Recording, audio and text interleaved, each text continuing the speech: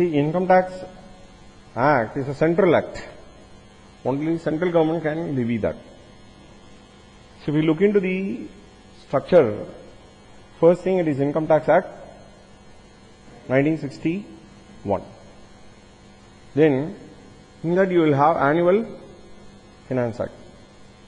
Thirdly, Income Tax Rules. Fourthly, Circulars and Notification, and lastly, Case Laws. So which has got 298 section, 14 schedules. So therefore, beyond 298, they will not introduce 299, 300 and all that. Instead, they will induct 80 QQB and all that, like Jujube. So QQB, QQAA, DFC, some they will insert, but overall they will maintain as 298 sections with 14 schedules. Finance Act 12 would mean it is applicable for the accounting year 12-13. That is a period of generation of income, or the year in which income is generated from now on, we will call that as previous year. The following year in which assessment will be taken up, that we call it out as assessment year. Finance Act 12, previous year 12-13, assessment year 13-14. For the latest May 13 examination, Finance Act 12 will be applicable. You can easily remember, May 13 means, what is the preceding number to 13? 12. So Finance Act 12 will be applicable for May 13 examination. What is applicable for May? That is applicable for November also. November 13 examination, also for which Finance Act 12 will be applicable. Finance Act 12 will be applicable. Okay. For the ensuing examination, next month examination, for your examination for November 13, Finance Act 12 will be applicable. Are you understanding? So Finance Act 17 would mean previous year 17-18, assessment year 18-19. Finance Act 17 will be applicable for the first time in the examination, May 18 examination, as well as November 18 examination. Are you understanding? So with this Finance Act, which has got two parts, Part A and Part B, you would have definitely noted in your notebook. That is what I just taken up. One is proposed policy of the government, which you call it as fiscal policy. FISCAL, fiscal policy, not physical, fiscal policy. And second one, which will give you a detailed tax proposal, how the amount will be collected, how the amount will be spent. That sort of details that you would be provided with. So Finance Bill passed in February 12 will be applicable for previous year 12-13, assessment year 13-14. What is that? Income tax rules. Income tax rule will give you a detailed proposal as how the act will be implemented, which will be done through Central Board of Direct Taxation, which you call it out as CBDT. On the other day I have just given you 10 layers. Do you remember those 10 layers? First person, chairman, will be seated in the chair. There is only one person, chairman. He is the person of very high knowledge, great standing. So on rotational basis, our central government will be appointing a chairman, who is going to administer the act and ensure that there is a proper collection and proper addressals or redressals that they would be making through this Income Tax Act. Followed with Director General of Income Tax or Chief Commissioner of Income Tax, second person. Third person, Director of Income Tax or Commissioner of Income Tax, 3. Fourth one, Additional Director of Income Tax or Additional Commissioner of Income Tax. Next, Joint Director of Income Tax or Joint Commissioner of income tax. Next. Deputy director or deputy commissioner. Next. Assistant director or assistant commissioner. Next. Income tax officer. Next. Tax recovery officer, TRO. Next. Inspector.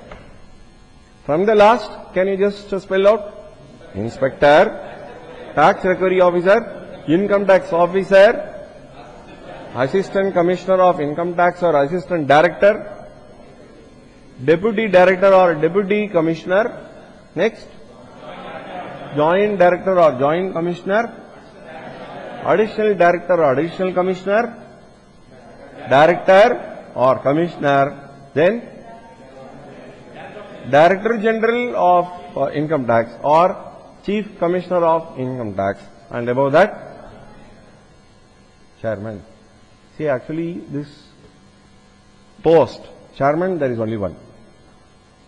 As far as this director general, there are many. You have one president of India. Governor general is what people called initially. President. And you have, for each state, you have governor. Likewise, you have many many director general. And under them, they will be having a lot. So don't get the impression all these are one in numbers. They are all many in numbers. Only chairman is the only person. In all other cases, depending upon the requirement, they will be appointing. For a small town, they may not have chief commissioner. They will be having assistant commissioner because the income level may be very less. So they may be having, according to the requirement, say if it were to be Ahmedabad or Calcutta or Guwahati, so quite naturally where you find industrially very advanced, where income is on the higher side, you will have chief commissioner. So they will have the jurisdiction and they will have many in their limits, commissioner, additional commissioner, joint commissioner and so on. Okay. So that is the way they just do. Circular and notification will have binding effect on officials and it will not be binding assessees. Beneficial effects we can draw from circulars and notifications. Case laws. So firstly, all the disputes between the department and the taxpayer will be addressed through their own system. Firstly, you have to go to commissioner appeals. How is that? How Bowler is asking? That is the way through which he has to do. Then it will go to tribunal. If it is not so, then it will go to High Court. Then it will go to Supreme Court. Vodafone case on the other day I was just referring. Do you remember that?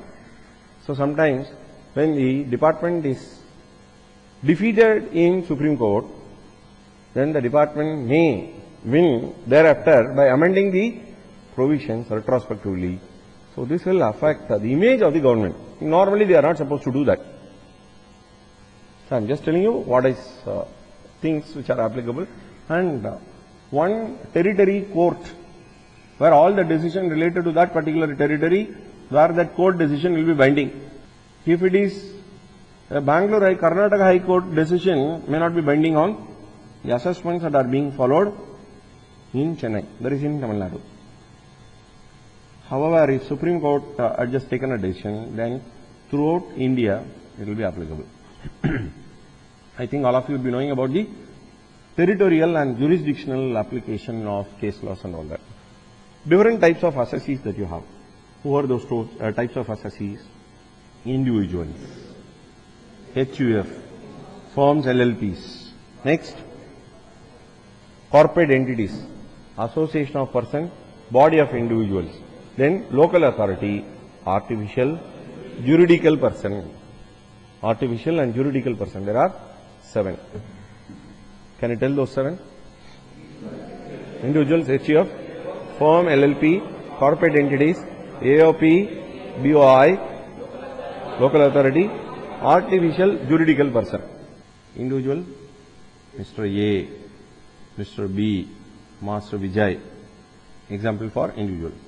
HUF, X and company, X and Y sons, WZ brothers. This is a way you would have just seen a lot of Hindu undivided family, they just run business as a family business. So that is HUF. And similarly, partnership firms. L. Muralidharan and Company is a partnership firm. Chartered accountants, myself and another partner, who are all there as partners. It is an ideal example for a firm. Then LLP. What is it? LLP? It has got the blend of limited liability concept as well as partnership firm. The next, corporate entities.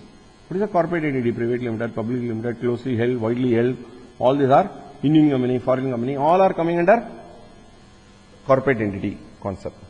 Next comes association of person and body of individuals. What is this association of person? Where the association may have individuals, firm, HUF, and there can be many taxable entities can join into a group, and that particular group is what we call it as association of persons. Whereas body of individuals, where the group should be constituted only by individuals. Next one, local authority. Who is a local authority? So municipality, corporation, all these are local authority. Artificial juridical person. So you have deity, university, all these are coming under artificial juridical person. Okay. This is what you just find. Then income. When you say as income, we should firstly understand to create the clarity or to ward off all this ambiguity. Many people are under the impression that income means sales. No. Income is on net basis. Sales minus cost, what do you call it out as profit? That is what we call it out as income. Many people are believing that sales as income. Should that be the case, income tax and sales tax, are they one and the same? No. The income is taken upon net basis, net concept basis. The scope of income is wide and the definition what they give is inclusive. The definition when they say includes would mean there is no restrictive provisions. Anything which is taken up, which in the eyes of law were to be taken up as income, they will include. If it is exhaustive, if you have 4 or 5 items coming under the definition, all items which are fitting into that 4 and 5 only will be taken up. Anything outside the scope will not be taken up as part of our income. Now, even security premium is also an income. In some sections of our Income Tax Act, portion of the security premium we consider as income. How come? When the worth of the item that they have bought, some amount they are just issuing. See, you would be knowing that shares are issued for consideration other than for cash. You buy an asset, so you issue shares, and one portion you take it up as nominal value share capital. The remaining portion you take it up as security premium. So long as this inclusive definition was not there, people would have considered that matter as security premium only. Because of the inclusive provision, right now I am not in a position to explain because our level of knowledge is not matured enough to catch the discussion, but I can tell for sure that some portion of the security premium, they are taking it up as income. So income means for the purpose of taxation, they are considering some portion of the security premium as under the head income. So you have to be very careful. That means anything which is in the eyes of law, where they might have not included under income today, might come up as income in the future. So for example, you would be knowing something in accounting. So that much I can be sure. In accounting, we have fixed asset, 100 rupees. You are revaluing it. Revaluation reserve you are creating, 42. 142 is the book value now. You sell it. Sale is happening. 200. What is the profit? 58. Correct. In your profit and loss account, how much you will be taking up? Profit 58. in your balance sheet, when you have revaluation reserve to the extent of 42, so your AS10, para number 14.4, what they say is that the revaluation reserve against the asset that you have sold should be transferred to general reserve, is what they say. Transfer this figure to general reserve is what they are saying. So, to that extent of 42, it was not credited to profit and loss account. Income tax department is watching all your acts. What they have done recently, Finance Act 12 is saying, if you have offered credit to general reserve from revaluation reserve, even that one also I will catch you and tax you. Are you understanding? In your profit and loss account, in your corporate balance sheet and profit and loss account, you transfer from the liability side revaluation reserve to general reserve. It does not come through your profit and loss account. The department will not only watch your profit and loss account, but also watch your balance sheet. When you are saying a liability no longer payable, is it a gain or loss for you? Liability no longer payable, is it a gain or loss? Gain only. So what we will do is that from your liability side to general reserve when we transfer, without routing it through profit and loss account, these things will be watched by the department and they will catch you. So therefore, all dirty designs affected by the taxpayers, when they want to catch, they should have the definition only on inclusive basis. Because I told you the challenges that are available before the present day government, where people are expecting more from the government, but they want to pay less to the government. Am I right? So more facility with less resource would mean they would only increase the amount of taxation, the various ways they are trying to collect, they will only increase. So where the system is not very faithful, you find on the other day in a Facebook, if SMS is creating lot of rumors and SMS is restricted, the tax payment what I am making is being misused by government. Can I restrict the payment of taxation? The person is asking the question. Have you seen that FB?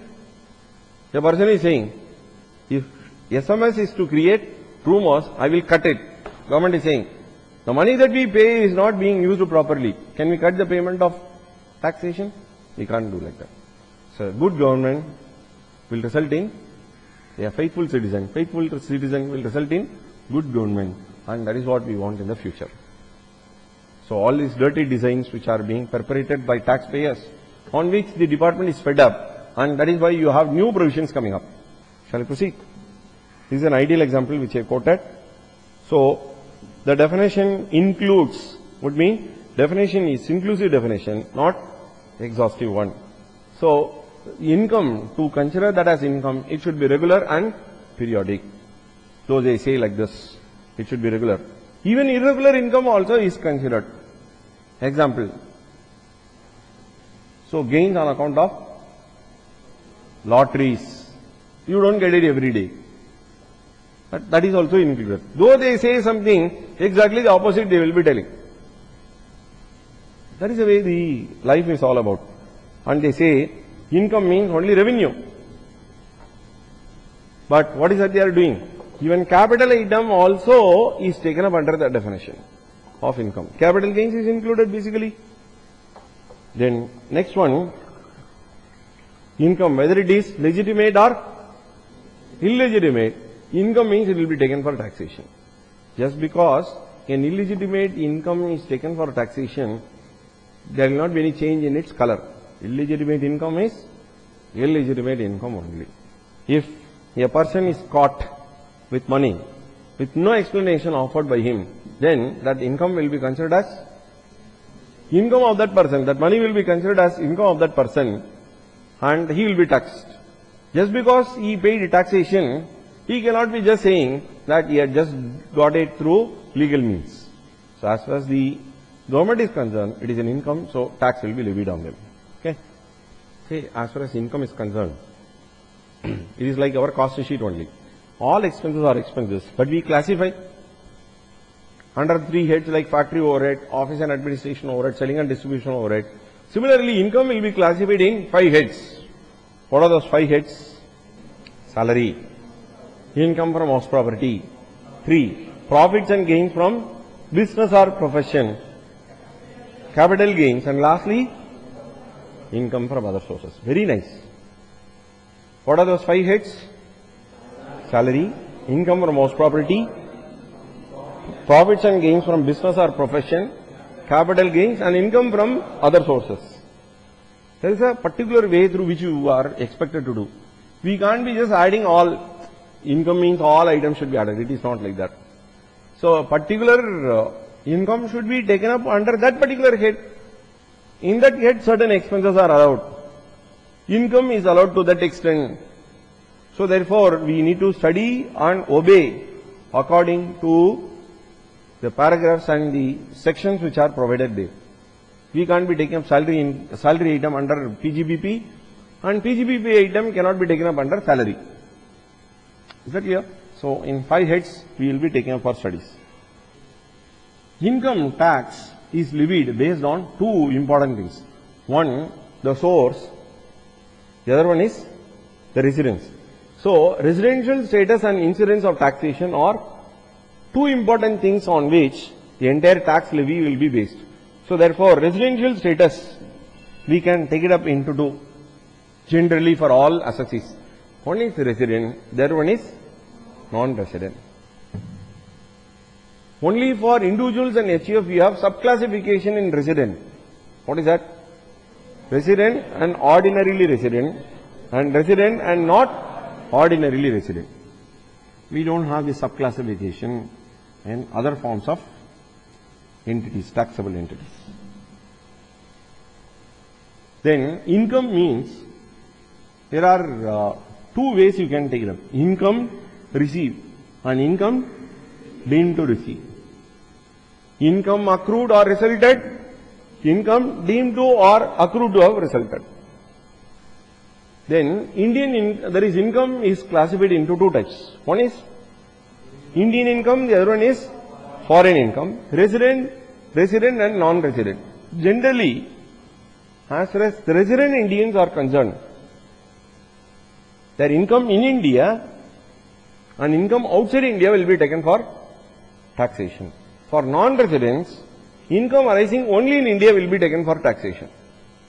There are certain cases that we have where finer areas that we have discussed. We will discuss that a little later and not now.